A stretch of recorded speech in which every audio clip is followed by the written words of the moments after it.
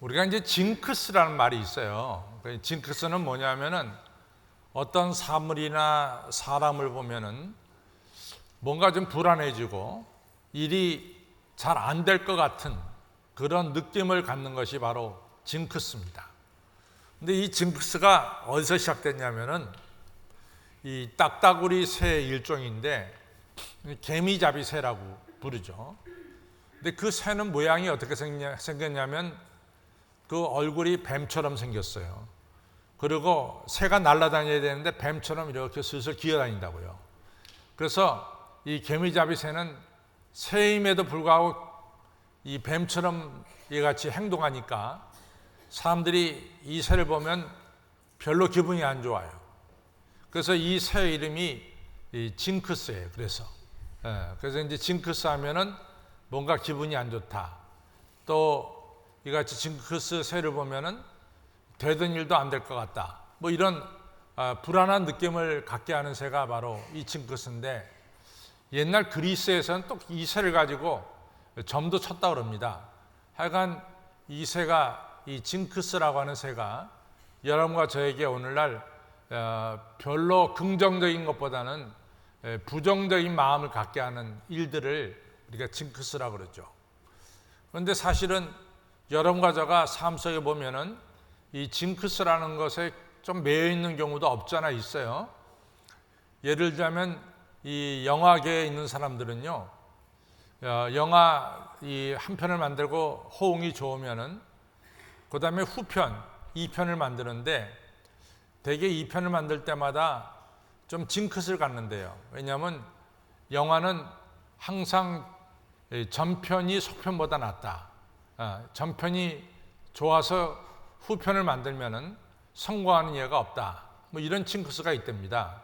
그래서 영화계 분들이 2편을 만드는데 굉장히 머뭇거린다 그래요. 또 뭐 우리 영화를 좋아하는 사람들을 얘기를 들어보면은 예고편은 굉장히 화려한데 본편은 시시하다. 그래서 예고편이 좋으면은 본편은 시시하다. 뭐 이런 또 생각도 갖는다고 합니다. 또 이런 징크스들이 참 많이 있어요. 예를 들자면은 이 축구계 같은 경우에서는 월드컵을 나갈 때 이제 축구의 황제 펠레라고 하는 이 브라질 선수가 뭐 축구의 황제니까 이제 그분이 이제 되게 얘기하죠. 저는 지금도 기억나는 게 브라질로 제가 이민 가니까 저희 교회 담임 목사님이 저희 집에 와서 예배를 드리면서 나보러 뭐 브라질 대통령이 누구냐, 그래서 내가 그 당시 브라질 대통령이 누군지 어떻게 알겠어요. 모른다 그러니까 그는 브라질에서 아는 사람 누구 있냐 했더니 펠레 안다 그랬더니 그 목사님이 웃으면서 펠레가 황제인 황제군, 대통령 몰라도 다 아니까 황제다, 뭐 이런 얘기를 하신 게 지금도 기억나는데, 이 펠레가 월드컵에 이번에 뭐 A란 팀이 우승할 거다, 그럼 100% 우승 못 한답니다. 또 B란 선수가 이번 두각을 나타낼 거다, 절대로 두각 못 나타낸다는 거죠. 그래서 월드컵은 펠레의 말과는 정반대로 이루어진다. 그래서 오히려 월드컵을 앞에 두고 펠레가 하는 말은 이게 잘 되는 것이 아니라 잘못되게 하는 말이다. 뭐 이런 이야기들이 있습니다. 하여간 여러분과 저의 삶 속에는 뭔가 이런 징크스들이 있어요. 뭐 다 동일하지는 않지만은 지난 밤에 여러분들이 잠을 자서 꿈을 꿨는데 여러분들이 낭떠러지에서 떨어졌다. 그러면 오늘 굉장히 기분이 좀 심상할 거예요. 잘못하면 오늘 일이 그르쳐지지 않을까 하면서 조심해서 오늘 하루를 지내게 될 줄 압니다. 제가 그래요. 제가 꿈속에 낭떠러지 떨어지면은 영 기분이 안 좋습니다. 뭐 이런 것들이 우리가 징크스라고 그러는데, 성경에 보면은 이런 징크스들이 아주 예수님 앞에서 깨어지고 그리고 새 역사가 일어나는 것을 보게 돼요. 누가복음 13장에 보면은 18년 동안 이 몸이 꼬부라진 여인이 있습니다. 근데 이 여인을 보면은 이 여인은 18년 동안 몸이 꼬부라졌기 때문에 어제도 꼬부라졌고 오늘도 꼬부라졌고 또 내일도 꼬부라진 채로 살아간다라고 이 여인은 생각했어요. 이 꼬부라진 몸 하나의 운명처럼 생각하고 이 운명은 일평생 계속된다고 생각했어요. 이 여인은 한 번도 자기 몸이 펴질 거다 이런 생각을 가진 적이 없어요. 구부러진 인생을 살 거다. 이런 생각을 가지고 살았죠. 이제 안식일 날 회당에 가서 있는데 예수님이 그날 말씀을 전하시는 거예요. 근데 대개 병자들은 예수님이 찾아가서 자기 병을 고쳐달라고 간구하는데 이 여자는 그런 게 없어요. 왜냐하면 자기는 구부러진 몸이 운명처럼 생각하니까 그냥 뭐 그대로 살아가는 거죠. 근데 예수님 보시기에 이 여자가 너무 불쌍한 거예요. 불쌍해가지고 이 여자를 예배 시간에 이 여자한테 찾아갑니다. 근데 누가복음 13장에 보면 특별한 게 있어요. 뭐가 특별하냐면 우리가 아시다시피 이 베데스다 목가에 요한복음 5장에 예수님께서 가셨을 때 38년 된 병자를 만나거든요. 그때 예수님이 그 병자한테 말씀하기를 네가 낫고자 하느냐 이런 질문을 하셨어요. 그래서 그 병자가 정말 낫기를 원하는 마음이 있느냐 이걸 물어보셨죠. 또 소경 바디메오가 막 다윗의 자손 예수여 나를 불쌍히 여기소서 하면서 찾아올 때 예수님이 소경 바디메오한테도 얘기했어요. 내가 너에게 뭘 해주기를 원하느냐 이런 말씀 꼭 물어보셨거든요. 근데 예수님이 이 여자한테 찾아가서는 그런 거 묻지도 않고 그냥 일방적으로 네가 병에서 나음을 입었느니라 단번에 선언해버리고 말아요. 왜냐하면 이 여인은 자기가 구부러진 인생을 사는 것이 운명처럼 생각했거든요. 근데 이 여인을 볼 때 예수님이 너무 불쌍한 거예요. 그러니까 묻지도 않았어요. 그냥 네 병에서 나음을 얻을지어다 하면서 이 여인의 병을 고쳤죠. 이 여인은 구부러진 인생을 자기가 산다고 생각했는데 예수님 말씀을 듣다가 펴진 인생, 똑바로 된 인생, 곧바로 된 그런 몸을 되찾고 인생을 살기 시작했습니다. 또 여러분들 사무엘상 17장에 나오는 우리가 너무나 잘 아는 골리앗과 다윗의 싸움도 마찬가지예요. 이스라엘 진영에서는 골리앗이 나타나면은 이스라엘은 골리앗한테 백전백패한다 이런 생각을 가졌어요. 골리앗이 나타나면 우리는 이기지 못한다. 하나의 징크스죠. 그렇기 때문에 골리앗이 40일 동안 떠들었어요. 이스라엘 군대와 백성들에게 막 이 모욕스러운 얘기를 했다고요. 그래도 사울왕이 나타나진 않았어요. 왜? 골리앗과 싸우면 백전백패한다. 그게 하나의 징크스였어요. 근데 다윗이 알다시피 형들에게 음식을 갖다 주러 갔다가 다윗이 듣게 되는 거예요. 뭐 이 골리앗이라는 이 인간이 말이지 살아계신 하나님 모욕하고 이스라엘 모욕하고 근데 그걸 갖다가 다윗이 견딜 수가 없어요. 저 할례받지 못한 인간이 어찌 살아계신 하나님을 모욕하느냐 막 이러면서 다윗이 흥분했죠. 그래서 다윗이 제가 나서서 저 골리앗과 싸우겠습니다. 그럴 때 다윗의 형들이 말렸어요. 이 어린 게 너 저 사람 나서면 우리가 백전백패야. 저 사람들 이길 수가 없어. 저 사람들 이긴 적이 없어. 이게 징크스야. 나가지 마. 사울왕도 똑같은 얘기를 했어요. 그러나 다윗은 그렇지 않았습니다. 제가 나가 싸우겠다고 말이죠. 그래서 다윗이 이 골리앗과 나가 싸우게 되죠. 골리앗은 이 어린애를 보냈다고 코웃음 쳤습니다. 그때 다윗은 뭐라고 말합니까? 네 고기가 오늘 새들의 밥이 될 거다. 너는 칼과 창과 단창으로 내게 오지만은 나는 만군의 여호와의 이름으로 내게 간다. 그러면서 눈에다 던졌을 때 그 돌이 이 골리앗의 이마에 박히면서 골리앗이 쓰러지고 승리를 거뒀어요. 단번에 징크스가 깨졌어요. 골리앗이 나오면 백전백패한다 그랬는데 다윗이 단번에 이 징크스를 깨고 골리앗을 물리치고 승리를 거두는 것을 볼 수 있습니다. 성경은 우리가 두려워하는 것, 무서워하는 것, 저거가 나타나면 우린 진다고 생각하는 이 걱정스러운 것, 성경은 이 징크스를 깨는 일이 성경에는 비일비재하게 나오고 있습니다. 저는 오늘 우리가 읽은 시편 27편이 너무나 저는 은혜가 돼요. 왜 시편 27편이 은혜가 되느냐? 사실은 다윗이 한 10년 동안 사울왕에게 정말 사울왕이 이잡듯이 다윗을 잡았어요. 다윗이 숨을 데가 없을 정도로 다윗이 고난을 받았습니다. 그렇게 다윗이 고난을 받으면서도 오늘 시편 27편을 보면 너무 은혜가 되는 거예요. 여호와는 나의 빛이요 나의 구원이시니 내가 누구를 두려워하리요?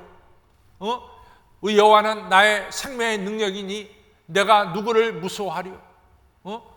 행악자 원수가 내 살을 먹으려고 나를 찾아왔다가 실족하여 넘어졌다다.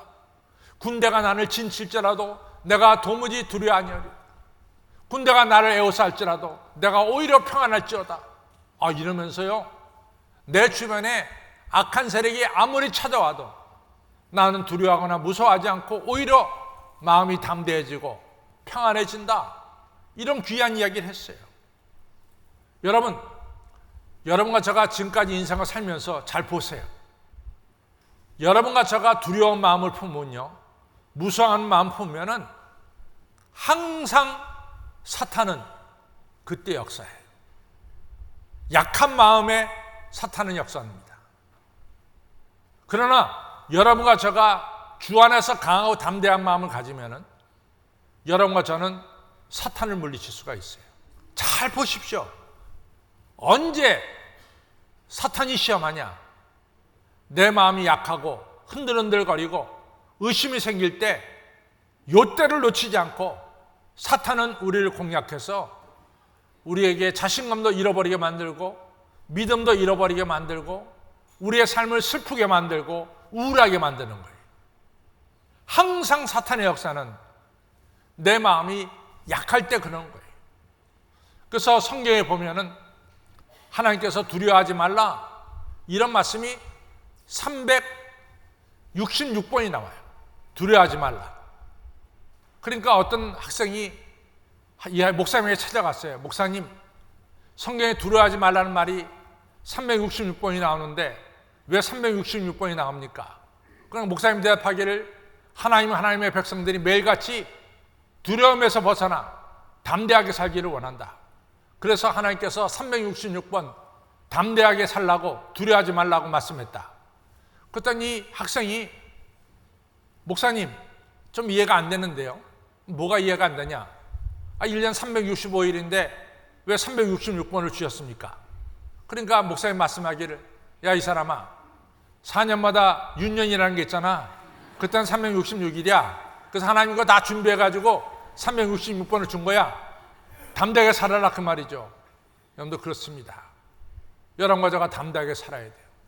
이것이 하나님의 뜻이에요. 난 이 시편 27편이 너무 멋있어요. 여호와는 나의 빛이요 나의 구원이시니 내가 누구를 두려워하리요. 여호와는 나의 생명의 능력이니 내가 누구를 무서워하리요. 나의 원수 나의 대적이 내 살을 먹으려고 왔다가 실족하여 넘어졌도다. 군대가 나를 진치고 나를 에워쌀지라도 내가 오히려 마음이 평안하리로다.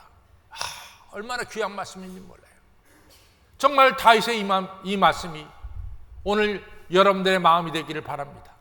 여러분들이 어떤 경우에도 강하고 담대한 마음의 소유자가 되기를 주님의 이름으로 축원합니다. 강하고 담대할 때 역사는 일어나는 거예요. 강하고 담대할 때 약한 마음 가지면은 여러분과 저가 실족할 수밖에 없어요. 근데 다윗이 어떻게 강하고 담대한 마음 먹었느냐? 오늘 시편 27편엔 정확하게 나오고 있어요. 4절에 보면은 내가 주의 성전에 올라가서 주가 하나님께 예배드리고 기도하였나이다. 그때 하나님께서 나를 숨겨주시고 모든 사람들 머리에 나를 높이셔서 내 머리에 이같이 영광의 관을 씌워주셨다. 다윗이 언제 강하고 담대하게 됐느냐? 성전에서 이같이 여러분과 저와 똑같이 성전 예배를 드릴 때 내 마음속에 강하고 담대함이 찾아왔다는 거예요. 성전 예배를 드릴 때 여러분 이 예배 시간이 얼마나 소중한지 몰라요. 이 예배 시간이 얼마나 소중한지 모릅니다. 너무나 소중합니다. 이 예배 시간이. 여러분들 실제로 제가 이제 이민을 브라질에 갔을 때 정말 한국하고 브라질에 이민 가서 상황은 정말 180도 다르죠.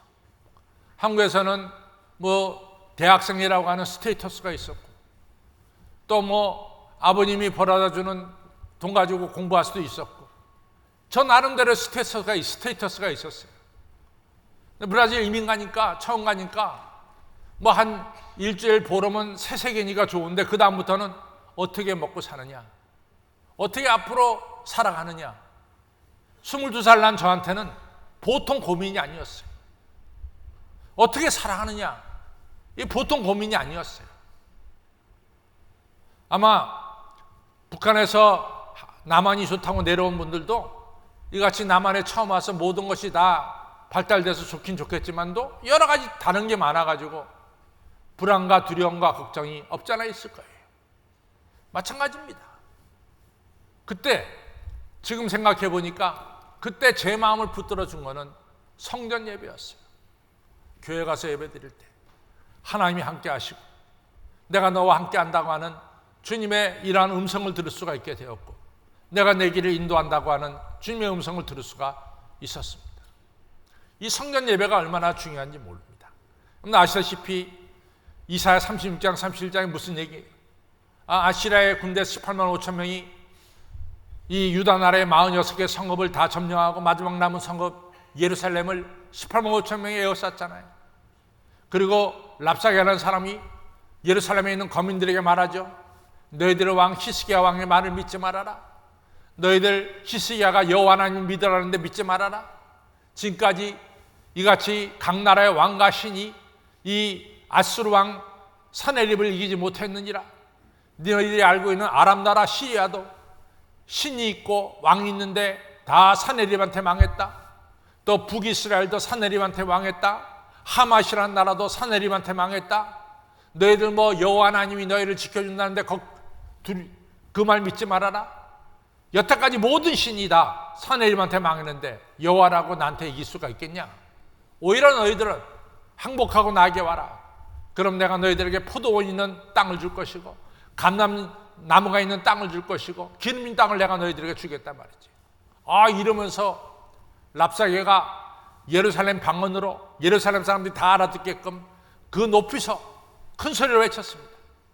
예루살렘 사람들의 마음이 두근두근거리고 근심이 불안해지기 시작했어요. 그때 히스기야 왕이 어떻게 했습니까? 이사야 37장 넘어가면 히스기야가 옷을 찢고 성전에 올라가서 하나님께 기도합니다. 하나님, 저 랍사게 저 사람들이라는 얘기를 들으셨죠. 하나님 모욕하는 소리를 들으셨죠. 하나님, 이 백성을 구해 주십시오. 간절히 기도했어요. 하나님 뭐라 그럽니까? 히스기야야 걱정하지 말아라. 저들이 쏜 화살이 하나도 예루살렘으로 오는 법이 없습니다. 저들이 방패를 가지고 예루살렘에 접근도 못할 것이다. 저들이 예루살렘으로 왔던 길로 되돌아갈 것이다. 내가 너희를 지켜주만 말이야.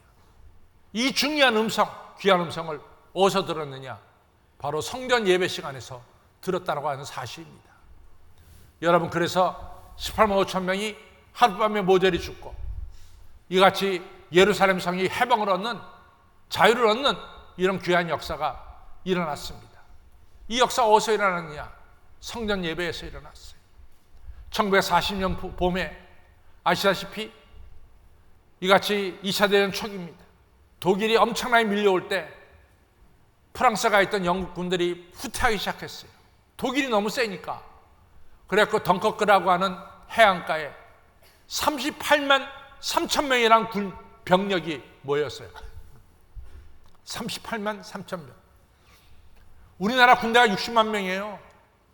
우리나라 군대보다 더 많아. 이 반보다 더 38만 3천. 엄청난 군대가, 영국 군대가 후퇴하느라고 덩커크 해안에 모였어요. 순식간에 이제 독일 비행기가 뜨고 독일 탱크가 나타나면은 이 38만 3천 명은 졸지에 죽게 됐어요. 그때 수상이 누굽니까? 처칠 아닙니까? 그때 영국왕이 누굽니까? 조지 6세 아닙니까? 처칠이 성전에 들어가서 눈물로 기도했어요. 하나님, 이 나라 살려달라고. 38만 3천 명 하나님 백성을 지켜달라고 기도했어요. 기도 막 하고 눈을 딱 떠보니까 자기 바로 위에서 영국왕 조지 6세가 그렇게 하나님께 기도하더라, 그 말이에요. 여러분, 우리가 어디서 힘을 얻고 우리가 어디서 승리를 거둡니까? 성전 예배예요, 성전 예배. 여러분, 사무엘상 30장에도 마찬가지. 다윗이 전쟁터에서 돌아오니까 자기가 머물고 살던 시글락이 다 불타버리고 말았어요. 자기 아내와 아이들이 다 아말렉한테 포로로 끌려갔어요. 자기 부하들의 부인과 자녀들도 다 끌려갔어요. 자기들이 살고 있던 집터는 다 시커멓게 불타버리고 말았어요. 성경은 말하기를 다윗이 울 기력이 없도록 울었다. 얼마나 실망스러웠던지 울 기력이 없도록 울었다 그랬어요. 그때 다윗이 아비아달 제사장 부릅니다. 에봇을 가져오시오. 에봇 가져와서 하나님께 예배 드렸어요. 그때 예배 시간에 하나님의 음성을 듣습니다. 내가 아말렉을 네 손에 붙이마. 아말렉을 쫓아가라. 다윗이 예배 시간에 하나님의 음성을 듣고 아말렉을 쫓아가서 아말렉 무찌르고 빼앗겼던 부인과 자녀들 다 찾아오고 엄청난 재물도 같이 가지고 온 것을 우리가 사무엘상 30장에서 볼 수가 있습니다. 사랑하는 성도 여러분, 오늘요 이 예배 시간이 소중한 거예요. 저는 이 예배 시간이 소중해요. 너무너무 소중해요. 여러분들 시간은 너무 빨리 흐릅니다. 오늘 이 시간이 1시간, 1시간 반 요 정도밖에 안 되는 시간이 너무 소중한 시간이라 내 인생에는. 사실은요 제가 1993년도에 미국에서 서울로 나올 때 제가 서울로의 목사가 됐을 때요, 그 당시 서울로회가 한 150교회 교회가 됐는데 그 교회에서 교회 담임한 목사님 중에서 제일 나이 어린 목사가 저였어요. 교회 담임한 목사치고 제일 나이 어린 목사가 저였어요. 저 다 위였어요. 2019년 오늘 9월 8일 날 우리 남로에서 교회 담임하는 목사 중에서 제일 나이 많은 목사 누구냐? 저예요. 저 이상 없어. 저 이상 다 제 밑이야. 순식간에 세상이 바뀐 거야. 순식간에. 여러분들 오늘 이 시간이 너무너무 소중한 거예요. 너무 소중한 거예요.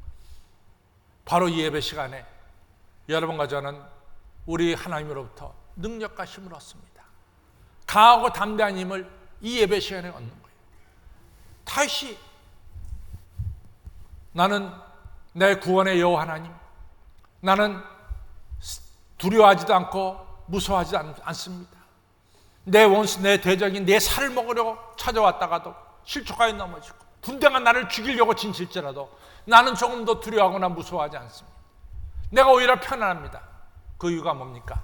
나는 성전에 올라가서 하나님께 예배 드릴 때 하나님이 나를 고이 감싸주시고 또 하나님이 내 머리를 높이 들어서 영광의 멸류관을 씌워주시는데 내가 왜 두려워하고 무서워하리요? 이 성전 예배 시간에 하나님의 능력을 힘입는 여러 성도님들이 되시기를 주님의 이름으로 축원합니다. 또 오늘 8절과 9절에 보니까 무슨 얘기가 나오느냐? 내가 여호와의 영광을 구합니다. 내가 여호와의 얼굴을 구합니다. 너무 이 다윗은 하나님의 영광을 보기를 사모하는 마음으로 살았어요. 저는 이게 소중하다고 생각해요. 제가 언젠가도 얘기했지만 출애굽기 33장에 모세가 말이죠, 나 하나님의 얼굴을 보고 싶습니다 그랬어요. 근데 여러분들 성경에 봐서 알다시피 모세만큼 하나님을 대면해서 알던 자가 없었어요. 그래서 신명기 34장 모세가 죽고 나서 신명기 34장 끝에 보면은 모세 이전에도 모세 후에도 하나님을 대면하여 알던 자가 없었다 그랬어요. 모세가 제일 가까이 알았다 그랬어요. 그만큼 모세는 누구보다도 하나님을 많이 알고 계셨지만도 그럼에도 불구하고 거기서 멈춘 것이 아니라 더 하나님의 영광을 뵙기 위해서 하나님여 나 주의 영광을 뵙기를 원합니다. 하나님 말씀 내 얼굴을 보고는 살자가 없다. 네가 그렇게 내 보기를 원하니까 넌 내 등을 볼 것이다. 하나님께서 모세의 소원을 다는 안 들어줬어도 반 정도는 들어주셨어요. 이처럼 모세는 간절한 마음으로 사모하는 마음으로 늘 하나님의 영광 뵙기를 원하는 마음으로 나아갔어요. 그러니까 모세 전에도 모세 후에도 모세 같은 사람이 없는 거죠. 모세와 똑같이 다윗도 똑같아. 내가 날마다 주의 얼굴을 보기를 원하나이다. 이것이 다윗의 마음이에요. 나 언제나 하나님의 영광을 보기를 원합니다. 이것이 다윗의 사모하는 마음이에요. 성도 여러분, 이것이 중요해요. 이게 사모하는 마음이 중요한 거예요. 여러분들 왜 사도 바울이 이렇게 담대? 사도 바울이 어딜 가나 전 빌립보서 1장을 보면 너무 나는 죽기를 원합니다. 나는 죽어서 빨리 하나님 주님 얼굴을 뵙기를 원합니다. 내가 죽음과 삶 가운데 껴있는데 난 차라리 죽기를 원합니다. 얼마나 담대해요. 내가 간제같이 부음받을 때가 다 됐고 내가 죽을 날이 가깝습니다. 내가 선한 싸움 다 싸우고 달려갈 마치고 내 믿음을 지켰으니 이젠 이후로는 나에게 의의 멸류관이 주어집니다. 왜 이렇게 사도 바울이 담대하냐 말이죠. 담대한 것은 고린도후서 12장에 내가 14년 전에 한 사람 안 오니 그가 몸 안에 있었는지 몸 밖에 있었는지 모르지만 그가 산층천으로 올라가서 사람의 말로 가히 이르지 못할 천상세계를 보고 왔습니다. 주의 영광을 보고 왔습니다. 그 사람이 바로 사도 바울이에요. 주의 영광을 본 사도 바울은 더 이상 두려운 게 없었어요. 사랑하는 성도 여러분, 언제나 여러분과 저는 주의 영광을 구하는 여러분과 저가 되기를 바랍니다. 제가 사실은 토요일날 일과를 다 끝내고 그리고 집으로 가기 전에 제가 항상 성전에 들어가서 기도해요. 오늘 위해서 기도하는 거예요. 오늘 예배를 위해서 제가 성전에 들어가서 기도합니다. 저 기도할 때 핵심은 이거예요. 하나님, 오늘 예배 하나님의 영광이 나타나기를 바랍니다. 오늘 교회에 모여든 성도님들이 저를 비롯해서 오늘 예배 시간에 하나님의 영광 뵙기를 간절히 소원합니다. 하나님, 오늘 우리 예배 하나님의 영광을 비춰주시기를 바랍니다. 여러분, 오늘 예배 시간에 하나님의 영광을 보시기를 바랍니다. 그래서 여러분과 저가 하나님이 함께 하심을 깨닫고 담대하시기를 주님의 이름으로 축원합니다. 여호와를 앙망하는 자 샘으로, 여호와를 앙망하는 자 수치를 당하지 않고 여호와를 앙망하는 자 구원을 얻으리라고 성경은 말씀했어요. 저 따라 여호와를 앙망하는 자 샘을 얻고 여호와를 앙망하는 자 수치를 당하지 아니하고 여호와를 앙망하는 자 승리를 거둔다. 아멘. 여호와의 얼굴을 바라는 자에게 이같이 힘이 되고 수치를 당치 않고 승리를 주시는 하나님을 믿으시기를 바랍니다. 그래서 오늘 14절에 우리 14절 같이 읽어보겠습니다. 시작. 14절 한번 14절 띄워보시죠. 14절만 14절 맨 마지막 시작. 너는 여호와를 바랄지어다. 강하고 담대하며 여호와를 바랄지어다. 한 번 더 시작. 너는 여호와를 바랄지어다. 강하고 담대하여 여호와를 바랄지어다. 아멘. 이렇게 돼야 돼. 너희는 여호와를 바라봐. 여호와께만 소망을 둬야 돼요. 모세가 죽었어요. 120세 날 이스라엘 백성 너무 슬퍼서 30일 장례를 치렀어. 30일. 말이 30일이지 30일 장례가 이게 보통 어려운 게 아닙니다.